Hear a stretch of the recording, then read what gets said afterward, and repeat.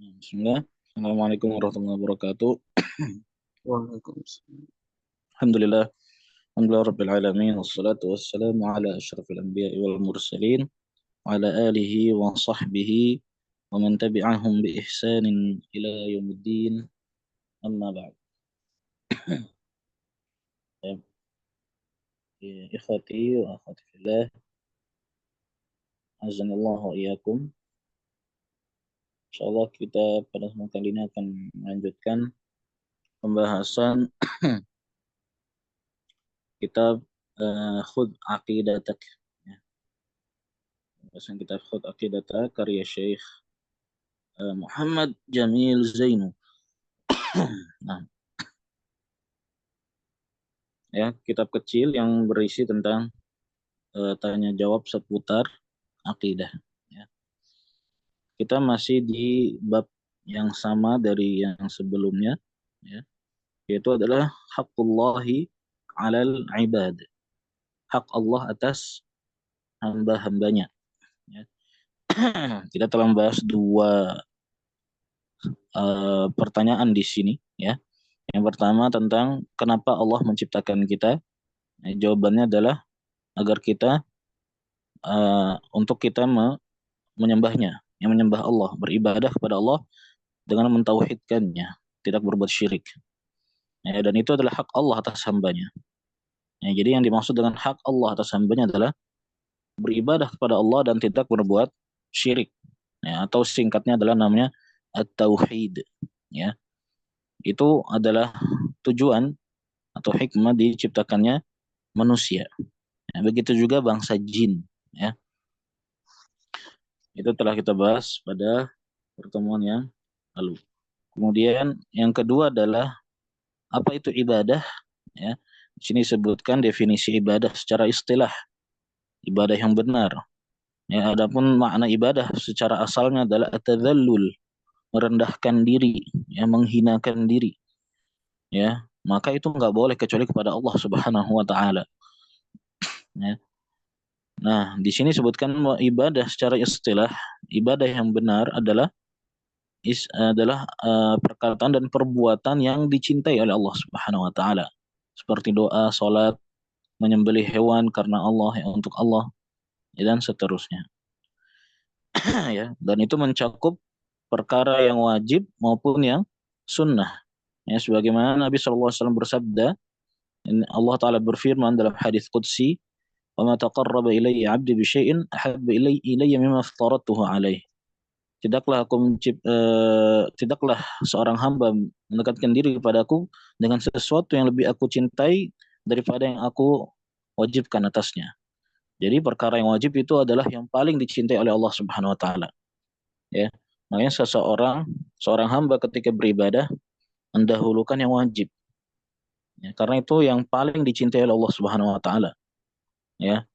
Kemudian baru perkara yang sunnah. Yang sunnah juga dicintai, ya. Banyak perkara sunnah yang pahalanya besar, ya. Tapi yang wajib lebih besar lagi tentunya, ya. Dan itu lebih utama. Sekarang kita lanjut soal yang ketiga, pertanyaan yang ketiga di sini. Kata beliau rahimahullah, kaifa na'budullah? Ya, bagaimana kita beribadah kepada Allah itu. Ya, bagaimana kita beribadah kepada Allah Subhanahu wa taala. Jawabannya adalah kama amarana Allahu wa rasuluhu. Maka kita beribadah sebagaimana perintah Allah dan Rasulnya. Nah, ini adalah salah satu prinsip seorang muslim, ya.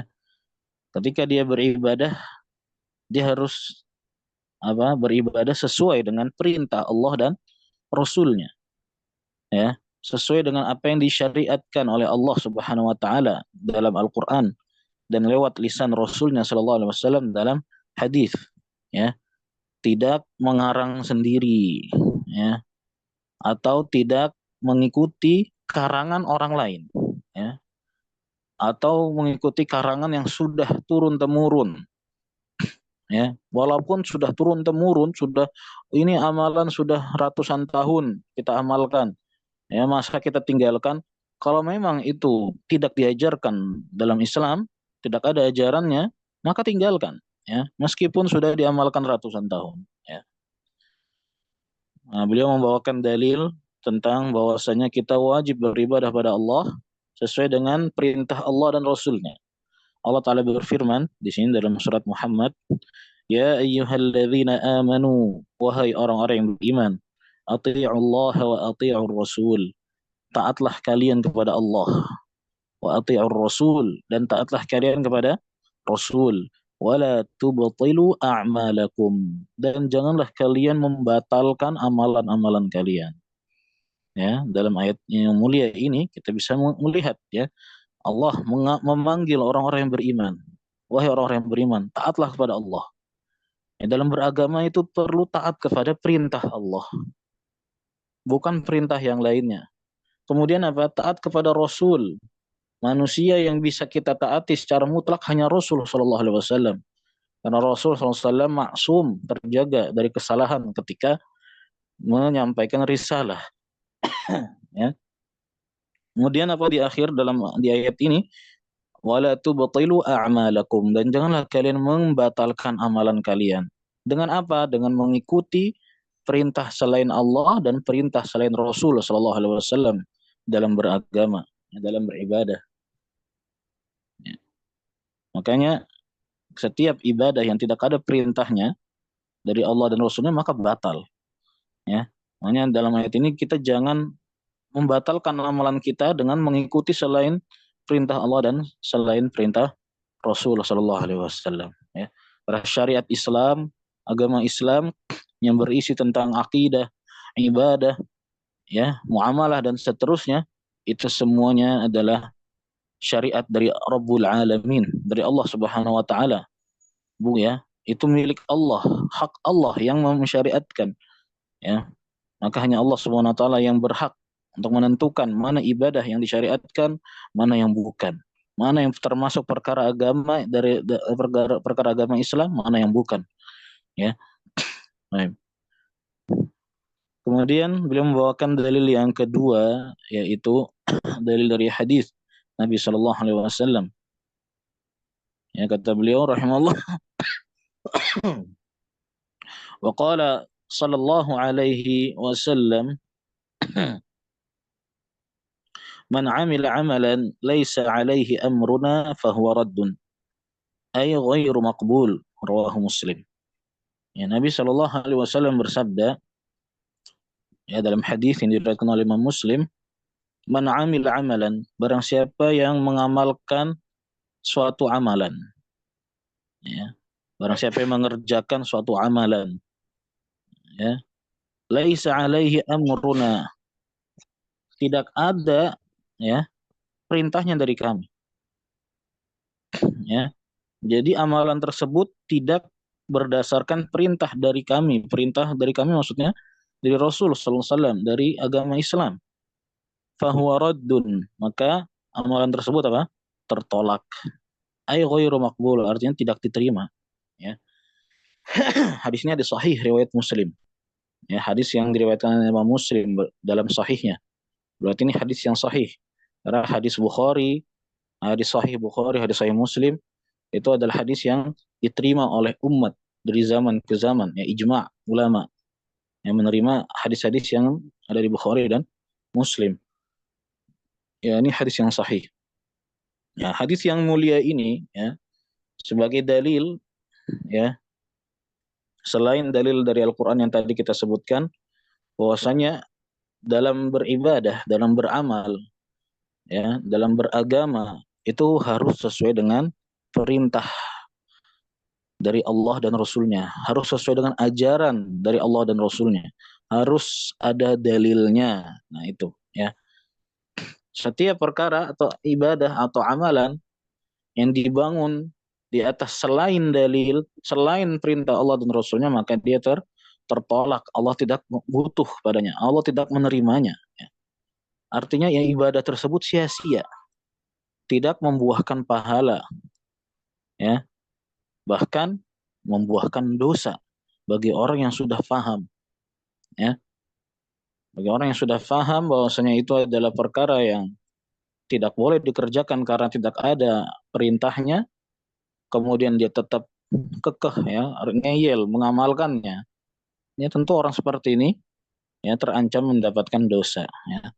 Dan ini dosanya besar, bukan dosa kecil, masalah perkara bid'ah ini. Ini disebut dengan bid'ah ya. Bid'ah adalah setiap cara beragama yang tidak ada tuntunannya dalam syariat. Ya, tidak ada dalilnya dalam Al-Quran, tidak ada dalilnya dalam sunnah Nabi Shallallahu Alaihi Wasallam. Ya, jadi intinya dalam soal yang ketiga ini dan jawaban yang ketiga ini adalah bahwasanya ya kita beribadah harus sesuai dengan tuntunan syariat ya. Harus sesuai dengan perintah Allah, perintah Rasulnya Shallallahu Alaihi Wasallam ya, agar ibadah kita yang kita lakukan tidak sia-sia ya. Jadi ini apa namanya ya, nyambung ya sama pertanyaan sebelum-sebelumnya ya. Allah menciptakan kita untuk ibadah kepadanya, untuk tauhid. Kemudian makna ibadah adalah setiap yang perkataan dan perbuatan yang Allah cintai dan ridhoi, ya kan? Nah, dan itu mencakup perkara ibadah-ibadah yang ibadah hati, ibadah lisan, ibadah anggota tubuh, ibadah harta, ya. Dan itu mencakup perkara yang diwajibkan dan yang disunnahkan. Nah, lalu bagaimana kita beribadah? Ya, itu yang ketiga. Makanya, yaitu adalah dengan sesuai perintah Allah dan Rasulnya. Ya. Apa yang Allah perintahkan, apa yang Allah ajarkan dalam Al-Quran, berarti kita ambil, kita amalkan. Ya, kemudian disyarah lagi, dijelaskan oleh Nabi SAW dalam hadisnya. Ya, kita amalkan. Sebagai contoh, Allah memerintahkan kita untuk salat. Ya, wa aqimus salah. Dirikanlah salat. Ya, maka kita salat. Ya. Lalu bagaimana cara salat? Rinciannya, oh di Al-Quran nggak ada, tapi di hadis ada. Ya, maka kita pakai hadis. Ya, Nabi SAW mengajarkan salat dari mulai takbiratul ihram sampai apa namanya salam. Ya, Nabi mengajarkan salat wajib ada 5 waktu. Salat zuhur, asar, maghrib, isya, subuh misalnya. Ya, ya seperti itu memang ya. Dan setiap sholat rakaatnya sekian sekian sekian itu semua sudah diajarkan oleh Nabi Shallallahu Alaihi Wasallam dalam hadisnya. Dan ibadah-ibadah yang lain, ya, yang rukun yang termasuk rukun-rukun Islam, ya, puasa, zakat, haji dan seterusnya itu sudah diajarkan oleh Nabi Shallallahu Alaihi Wasallam secara rinci. Begitu juga ibadah-ibadah yang lain, ya. Tidak ada satupun amalan atau ibadah atau perkara agama yang disembunyikan oleh Nabi Shallallahu Alaihi Wasallam itu tidak ada. Nabi Shallallahu Alaihi Wasallam sudah menyampaikan semuanya. Tidak ada yang disembunyikan oleh Nabi Shallallahu Alaihi Wasallam. Ya, jadi setiap perkara yang nggak ada tuntunannya, tidak ada ajaran yang dari Nabi Shallallahu Alaihi Wasallam, maka dia sudah pasti apa? Bukan bagian dari agama. Ya, itu maka itu tertolak sebagaimana hadis tadi yang kita sebutkan. Ya, jadi itu yang ketiga, beribadah sesuai dengan tuntunan atau ajaran syariat ya, perintah dari Allah dan Rasulnya. Kemudian yang keempat, soal jawab yang keempat, kata beliau rahimahullah, soal hal na'budullaha khaufan wa tama'a, apakah kita beribadah kepada Allah karena rasa takut dan rasa harap? Rasa takut di sini maksudnya apa? Takut kepada siksa api neraka, wa tama'an, dan harap adalah mengharapkan surga Allah Subhanahu wa taala. Ya, jadi maksud dari pertanyaannya, apakah kita ini beribadah boleh karena rasa takut kepada apa azab Allah dan mengharapkan surganya, ya? Ataukah memang seperti itulah ibadah? Nah, jawaban beliau apa?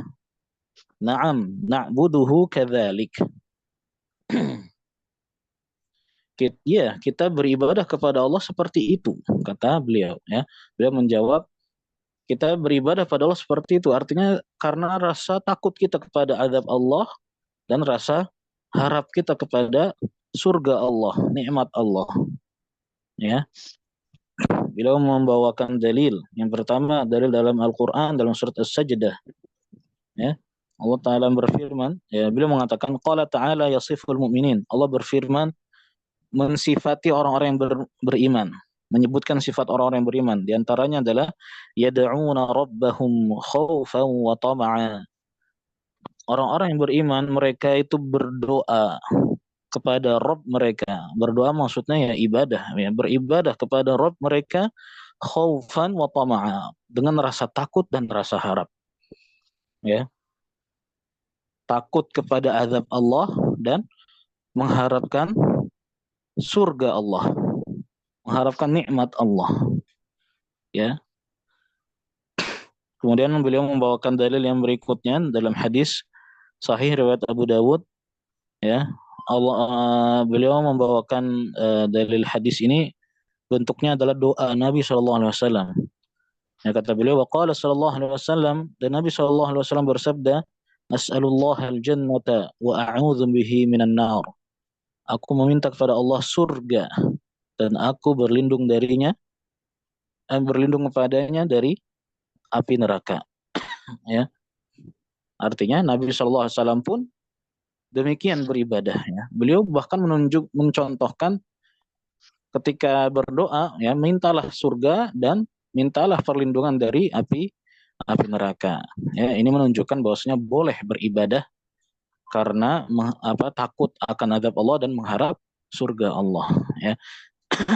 Nah, tapi perlu diperhatikan di sini juga, ya.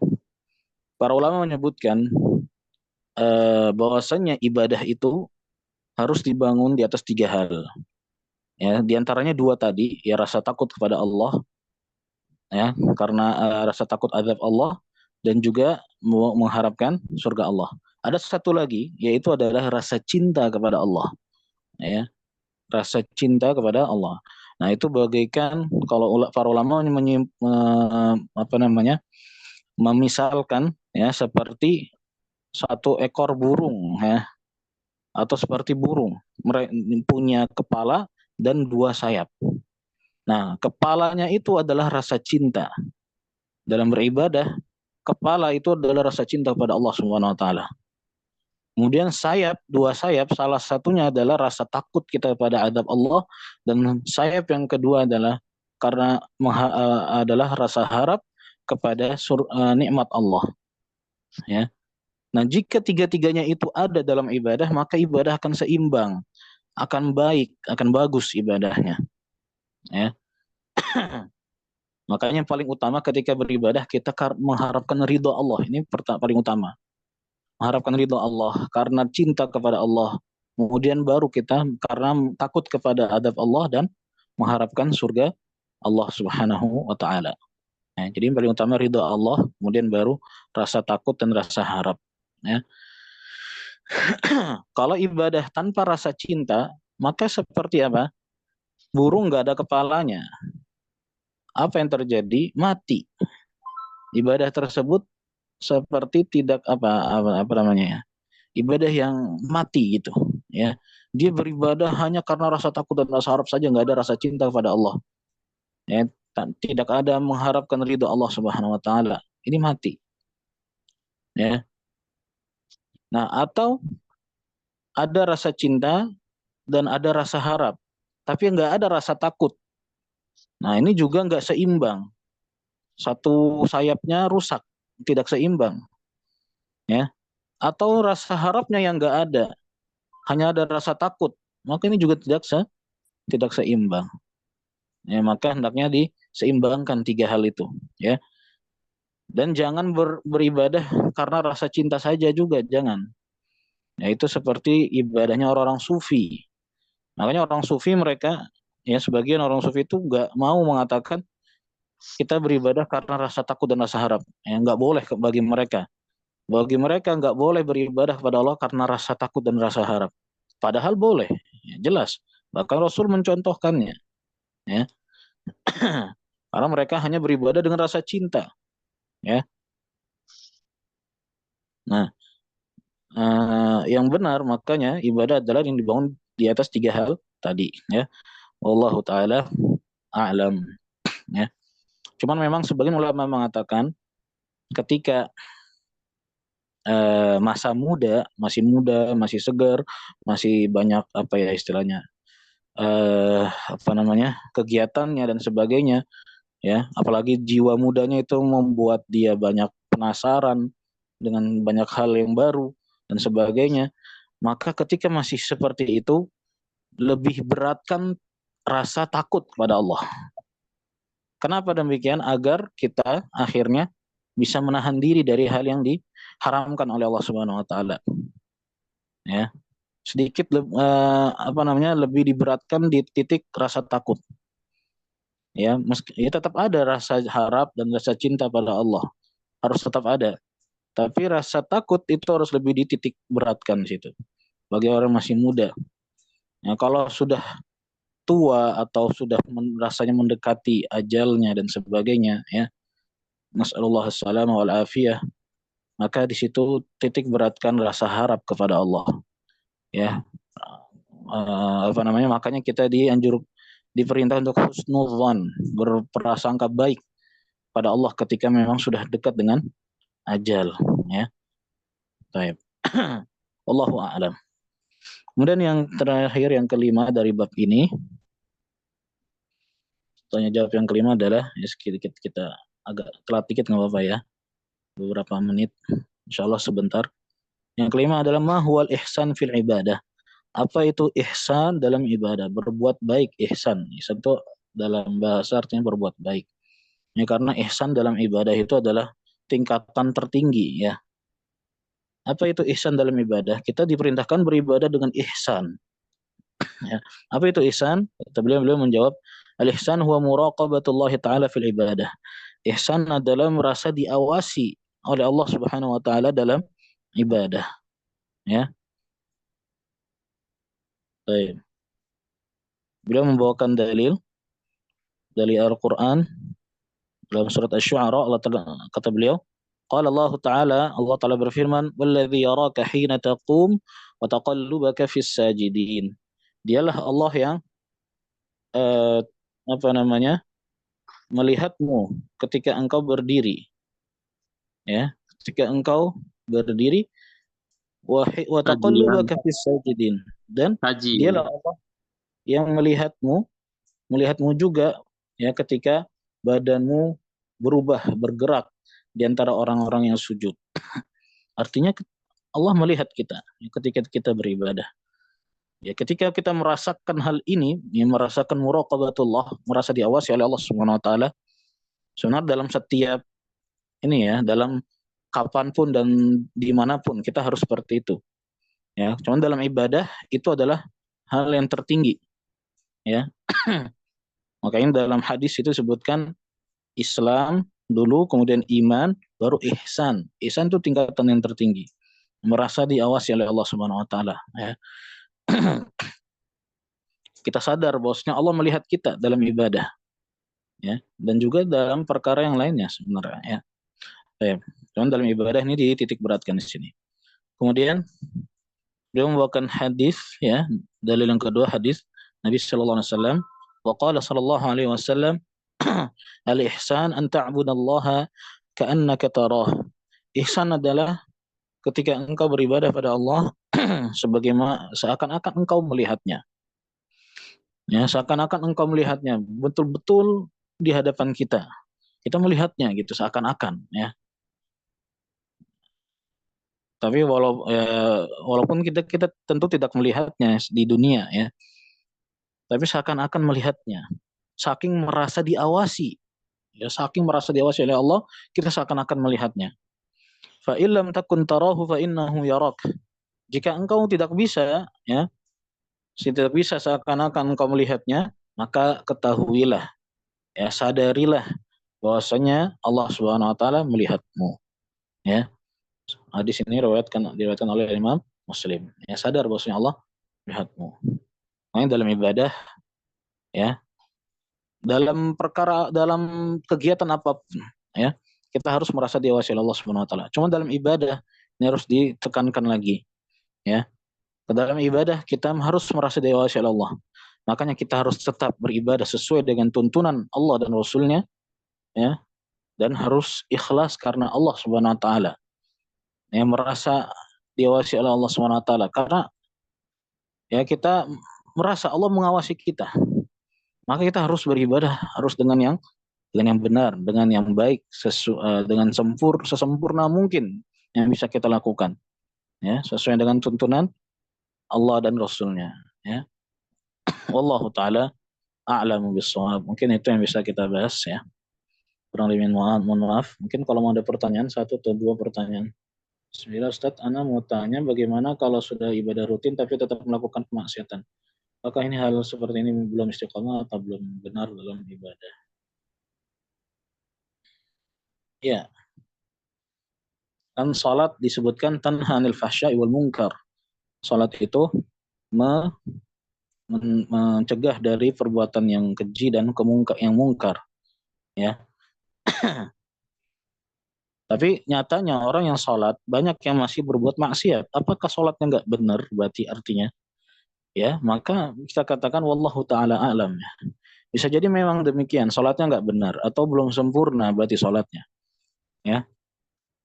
Atau dia memang belum apa namanya sempurna dalam ibadahnya gitu, ya.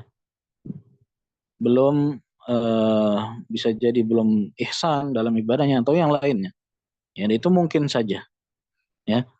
Dan apakah berarti sholatnya nggak diterima? Enggak juga, ya. Bisa jadi sangat mungkin sholatnya tetap diterima ketika memang rukunnya, wajibnya, sunnahnya dikerjakan. Ya rukun dan wajibnya terutama, ya dikerjakan, maka sholatnya sah. Ibadah-ibadah yang lain juga, ya. Kalau rukun dan wajibnya dilakukan maka itu sah, ya. Tapi kok kenapa masih berbuat maksiat? Ya wallahu taala alam, ya. Bisa jadi memang belum sempurna dalam ibadahnya, khusyuknya belum dapat mungkin, ya belum masuk meresap ke dalam hatinya, atau eh, atau sebab-sebab yang lain, ya wallahu alam.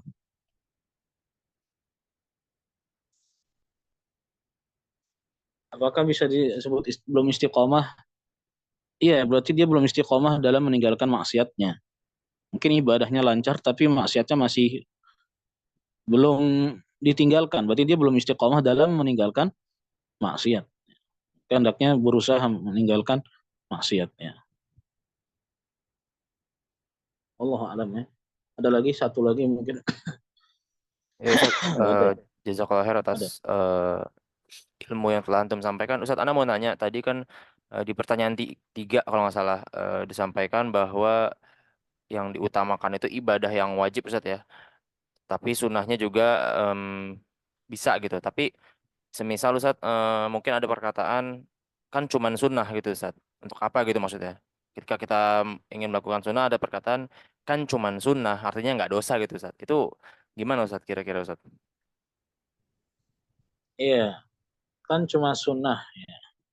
Perkataan demikian kalau sedang mengajarkan hukum, ini hukumnya sunnah, nggak sampai wajib derajatnya, ya nggak apa-apa seperti itu boleh. Tapi kalau karena untuk tidak mengerjakan, ya jelas ini perkataan orang malas, ya berarti maksudnya apa? Dia tuh mengatakannya karena malas, ya. Kemudian dia berhujjah bahwasanya itu hal yang sunnah, ya. Tentu ini nggak baik, ya. Artinya karena perkara yang sunnah meskipun sunnah itu kan pahalanya besar. Orang yang ketinggalan dalam melaksanakan sunnah, ya berarti dia tertinggal dari pahala yang besar. Ya, berarti apa dong? Rugi, ya. Istilahnya rugi. Ya, seperti orang misalkan ada orang lagi bagi-bagi uang, ya.